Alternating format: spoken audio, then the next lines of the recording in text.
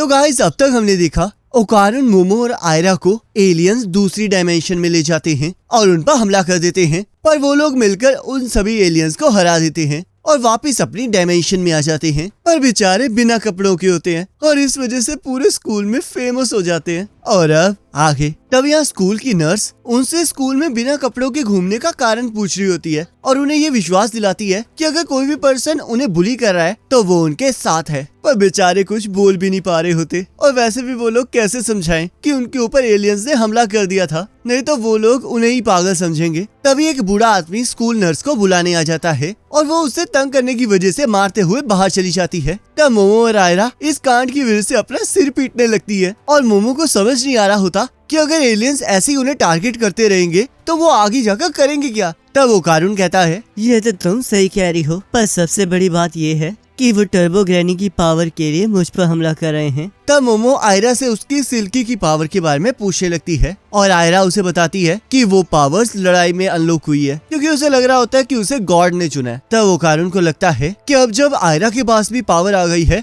तो अब एलियंस उसे भी टारगेट करेंगे, क्योंकि इस टाइम चाहे वो लोग भूतों की पावर्स की वजह से एलियंस से बच गए हैं, पर जब तक उनके पास वो पावर रहेगी तब तक एलियंस उनका पीछा नहीं छोड़ने वाले। और यहाँ आयरा अपनी ख्याली पुलाव पका रही होती है क्योंकि उसे ये देखकर बहुत अच्छा लग रहा होता है कि ओकारुन बेबी उसकी बहुत ज्यादा चिंता कर रही है। तब मोमो ओकारुन से कहती है, अगर एलियंस को भूतों की पावर्स ही चाहिए तो वो डायरेक्टली उन पर ही क्यों नहीं हमला कर देते। और तब हम देखते हैं ओकारुन का दिमाग घास चरने चला जाता है और वो ये थ्योरी बनाता है कि एलियंस ने भूतों की वजह से ही अर्थ पर आज तक हमला नहीं किया, क्योंकि चाहे एलियंस के पास जितनी मर्जी साइंटिफिक टेक्नोलॉजी हो पर वो फिर भी भूतों को नहीं हरा सकते। और क्योंकि भूत अर्थ की रक्षा कर रहे हैं और एलियंस को अर्थ पर कब्जा करना है तो वो उन स्पेशल ह्यूमंस पर रिसर्च करना चाहते हैं जिनके पास भूतों की पावर है। और तब ओकारुन को ये भी लगता है कि उसकी एक बची हुई फैमिली ज्वेल उन्हीं के पास है और उन्हें जल्द से जल्द उसे ढूंढना होगा। तब आयरा और मोमो भी इस बात पर एग्री करने लग जाती हैं, पर उन्हें फिर से ये बात सताने लगती है कि अब जब पूरे स्कूल ने उन्हें बिना कपड़ों के देख लिया है तो आगे उनके साथ क्या होगा। तब आयरा को एक ब्रिलियंट आइडिया आता है और वो डिसाइड करती है कि ओकारुन और वो मिलकर ये बताएंगे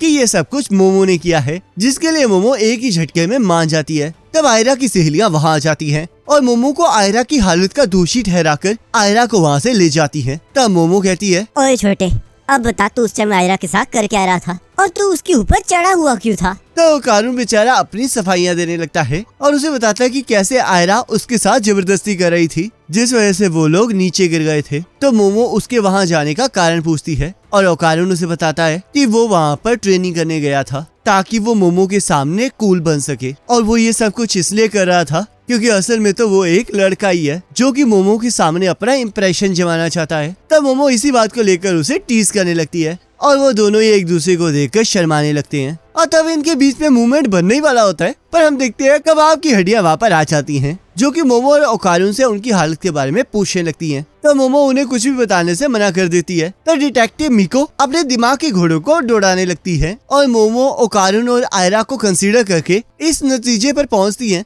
कि ये एक लव ट्रायंगल है जिसमें दो न्यूड लड़कियां एक न्यूड लड़के के पीछे लड़ रही हैं। और उसे ये भी लगता है कि पहले जब मोमो बहुत ज्यादा उदास थी तब वो आयरा से बहुत ज्यादा जेलस थी। तब यहाँ आयरा के क्लास वाले उसे सपोर्ट कर रहे होते हैं और वो ये देखकर बहुत ज्यादा खुश हो रही होती है कि आज उसकी पॉपुलैरिटी रंग ला रही है। और थोड़ी देर बाद सारे क्लास वाले आयरा के साथ हुए कांड का मोमो को दोषी ठहराने लगते हैं और मोमो के कैरेक्टर पर उंगलियां उठाने लगते हैं। पर अचानक से आयरा को ये सभी चीजें पसंद नहीं आ रही होती और वो सबको बताती है कि आयरा के बारे में जो भी रूमर्स है वो उसी ने फैलाए हैं और जो भी उसके साथ हुआ है उसमें मोमो की कोई गलती नहीं है। तब आयरा क्लास से चली जाती है और अपनी पॉपुलैरिटी को खुद खत्म करने की वजह से अपना सिर पीटने लगती हैं। तब मोमो आयरा को देखने ही वहां आ जाती है और हम देखते हैं कि मोमो को ये पूरा विश्वास होता है कि आयरा ने उसके बारे में कुछ भी गलत नहीं कहा होगा, पर आयरा इस बात के लिए मना कर देती है। तभी वहाँ पर बॉक्सिंग वाला एलियन आ जाता है जो कि बहुत ज्यादा जख्मी होता है, पर वो कुछ भी करने से पहले ही नीचे गिर जाता है और अपने बच्चे को याद करके रोने लगता है। तब मोमो उस एलियन को अपने घर ले गई होती है ताकि वो अपनी ग्रैंडमा को ये विश्वास दिला सके कि एलियन सच में होते हैं, पर ग्रैंडमा को अभी भी अपनी आंखों पर विश्वास नहीं हो रहा होता और वो उसे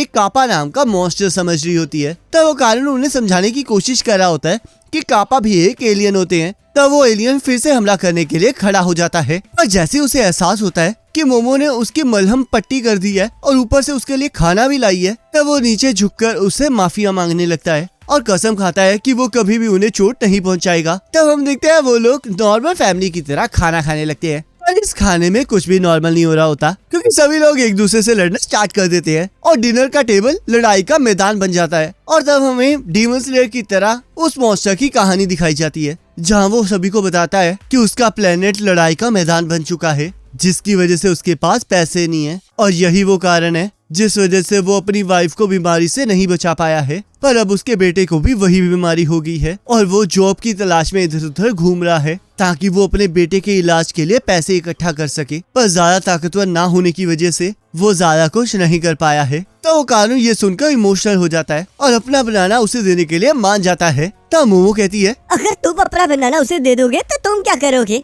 तब वो कानून कहता है, कोई बात नहीं, इससे कम से कम किसी का तो फायदा होगा और वैसे भी हम बाद में जाकर उसे वापस हासिल तो कर ही लेंगे। तब मोमो कानून को पागल कहने लगती है और उसे समझाती है कि उस एलियन के पैसे की कमी फिर भी खत्म नहीं होने वाली क्योंकि पैसे कमाने के लिए उसे एक प्रॉपर जॉब चाहिए। पर वो कानून कुछ भी समझने की हालत में नहीं होता और किसी भी कीमत पर उसकी मदद करने के लिए तैयार होता है। तब आयरा भी इस बात पर एग्री करती है और हम देखते हैं वो एलियन मोमो की बातों पर एग्री करता है और उनकी काइंडनेस को देखकर उन्हें शुक्रिया कहकर वहाँ से जाने लगता है। तभी ग्रैंडमा उसे रोक लेती है और हम देखते हैं कि एलियन के बेटे को जिस खून की जरूरत होती है उसे अर्थ पर दूध कहा जाता है और जैसे ही वो एलियन उस दूध को पीता है तब उसे पता चल जाता है कि ये उनके खून की तरह ही है। गाइस ये तो वही बात हो गई, बगल में छोरा और शहर में ढिंढोरा। तब मोमो और ओकारुन उस एलियन को दूध देने की बात करते हैं पर उस एलियन को वो दूध थोड़ा पतला लग रहा होता है, जिस वजह से ग्रैंडमा उसे एक गाय देने का वादा करती है, जिससे कि वो एलियन और भी ज्यादा इमोशनल हो जाता है और वो गाय को ले जाकर जाते जाते ये वादा करता है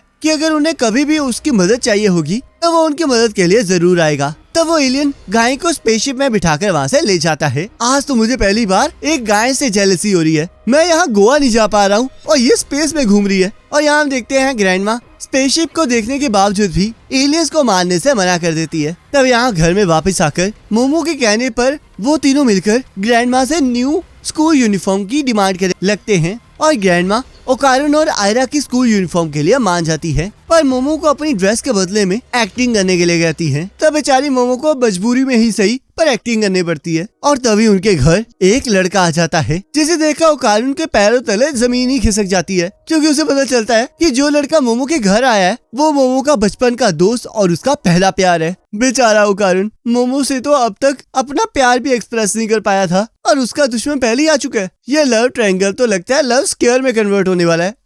तो गाइस देखते हैं कि आने वाले एपिसोड में क्या होता है। बाकी नेक्स्ट एपिसोड का लिंक आपकी स्क्रीन पर आ रहा होगा, उस पर क्लिक करके अगले एपिसोड को देख सकते हो।